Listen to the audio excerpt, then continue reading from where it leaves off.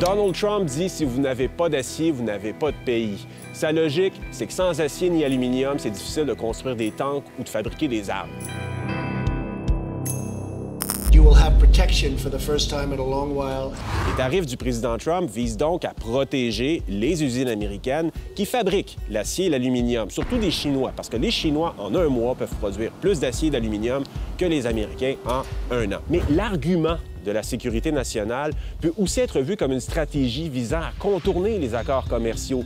Selon les règles de l'Organisation mondiale du commerce, un pays qui utilise la clause de sécurité nationale peut se soustraire à l'arbitrage. Autrement dit, l'OMC ne pourrait même pas intervenir.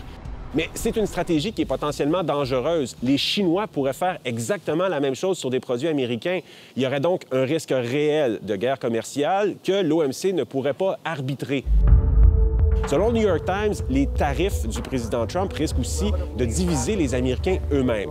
Le prix de l'acier et de l'aluminium risque inévitablement d'augmenter. Donc, les avions de Boeing, les voitures de Ford ou les tracteurs de Caterpillar vont coûter plus cher à produire. Or, aux États-Unis, il y a 80 fois plus d'emplois dans les usines qui fabriquent des biens à partir de l'acier et de l'aluminium qu'il y a des emplois dans les alumineries ou les aciéries.